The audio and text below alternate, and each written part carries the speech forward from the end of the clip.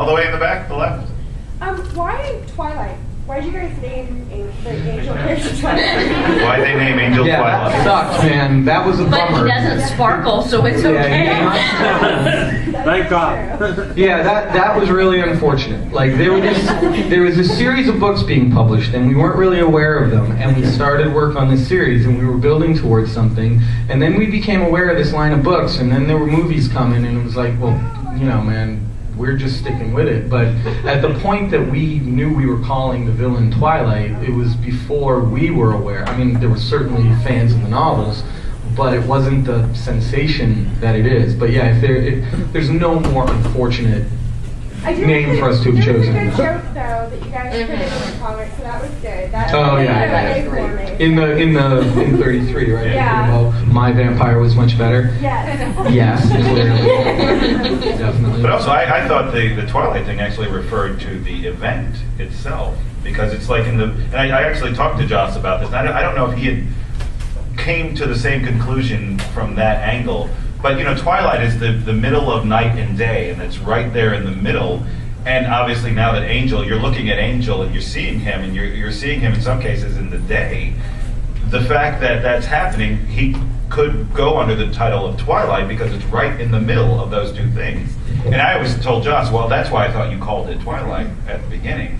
And he was like, no, but actually, you're right. That would apply. That was better than the Stephanie Meyer thing. Yeah. I was so distracted by the hot sex that I didn't even realize they were doing it in the day. They were the sun was out. Yeah, that's the first I realized just now. Speaking of Twilight, and we get a little bit of an explanation. What are we up to? 36? I'm sorry, I don't know. 36 just came out Wednesday. We get a little bit of an explanation, but I kind of felt that Twilight was very out of character for Angel.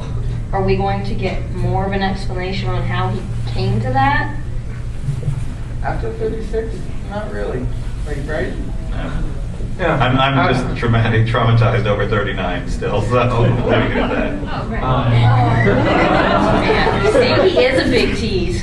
That was rude, George. I can be traumatized if I want.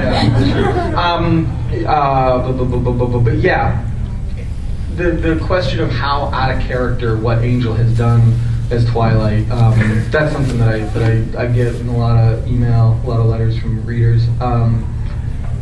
And you know, I mean, it's funny. I don't know. I've seen a lot of debate about it, and I like it. I like hearing it. For those of you who've read it pretty closely and are pretty up to date, not necessarily 36, but if you've read the last couple issues, if you've read Riley, do you feel that Angel as Twilight is especially out of character, or do you feel like you see it? The Riley one shot was really what did it for me. Yeah. That cinched it. It cleared up all the. Okay, Yeah, there was so much. Riley one shot. You know, one of the. Well, it's not handy. One of the difficulties of this storyline, one of the difficulties of the storyline is withholding your villain for so long, and then unmasking them and having it be such a big reveal, but have it happen so late that you're kind of charging toward the climax of the series at that point. So we're definitely stopping to slow down to get character moments as we head into the end, but there's not a bunch of room to sit down and like explain it to everybody, which unfortunately, certainly it seems like some people want to see, but we are like knee deep in the climax of the series now. And it's funny because, I've been writing, I'm writing the last few issues of the book, and in doing that, I was looking at all the stuff that I know people want answers to, and I was putting it in there, and I think at one point I sent him 37, or maybe it was 38, and he said, "This is the most explainy issue of a comic I've ever seen."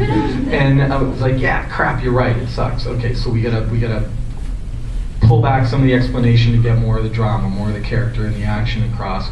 And then Georges gets it, and he asks for all the explanations that I had just ripped out. And he's like, "We've kind of been down that road." And there's going to be things that people want explained that aren't going to have room to be explained, unfortunately. I do hope that the Riley one-shot, which was a chance for us to step out of the climax and take a minute to hang out with some characters, I hope that both thematically and in terms of the interaction between Angel and Whistler, it makes more sense. Sounds like for some people it made more sense with that. So if you haven't read the Riley one-shot, definitely read that. How many issues do we have left? Well, 36 is out and we're only going to 40. Coming to the end. Yellow Over shirt? here. Okay, first, I think that it is kind of in Angel's character, because you guys were a little worried about how he felt about it. I mean, in season 5 of Angel, he did everything, he thought he was being a bad guy, but he was really sacrificing a lot for the greater good. But my real question is for Georges. And in an old panel, you talked about how you had to draw Buffy during her scene with the Navy. And I thought about that whenever I was opening up them blanking. And you had said things like, Josh was very particular about how much butt crack you could show. In He was, the actually. issues. And I was wondering how much he controlled what you showed and how strict he was at drawing. For the scene with Buffy and Satsu finally copulating and getting together. So romantic. How much did Joss have to say about the specifics about that scene? And really, there were two scenes. The one scene was easier to do than the second one. I actually got more editing on the second scene. The first scene, of course, is them after the fact. So they're just laying in the afterglow of what all of this was. And then, of course, Xander and Renee and Andrew come Every in. single And person. it's a typical Buffy moment in that sense. It wasn't until the end of that story arc, which was, what was the arc of that one? The Japanese one, 12 No to Future 15. for You, or No Fate, or Wolves at the Gate. Bulls at the Gate, thank you. It was at the end of that that where Buffy and Satsu, she tells her, yes, I'm not gay, and yeah, maybe we should go our own ways, but you don't have to leave tonight. Maybe you can leave tomorrow. And they then copulate yet again. And it was that actual scene that was more edited. Because I actually thought Satsu would have a couple of tattoos on her when you did finally see her naked. And Josh was like, no, I don't think a little, tramp stamp would probably suit Satsu. That wouldn't go along those ways. And how much, I remember being, well, who should be the aggressor here in this scene? And he said, well, Buffy is really wanting this, and probably more Buffy than Satsu would be the aggressor. So all of those little things did come into play, like, how should she be touching her, and how much of a kiss are we talking about? In that last panel of that, didn't he make you move where the sheet fell? Right, and then the butt crack statement that you said, I had the sheet a little further down because I thought it was a sexy moment in a sense, and not that I'm all big on girl stuff, but I thought, all right, well, maybe they just haven't gotten the sheet all over them, and Josh sort of came back with, with those little notes again, and of course he's always like, I love this.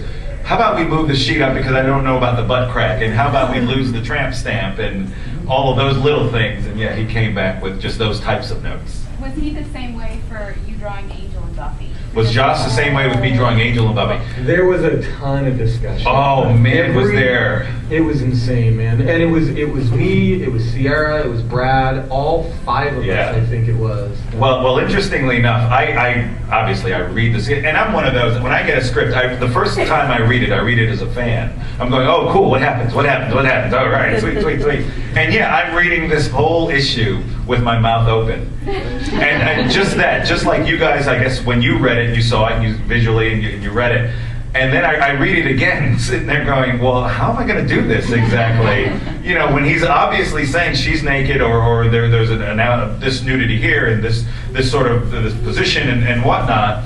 And what I did, honestly, to approach, because I knew this was something that was going to go back and forth forever. So what I did, initially, I took it to the extreme. There are some drawings that you guys will never see, but there's...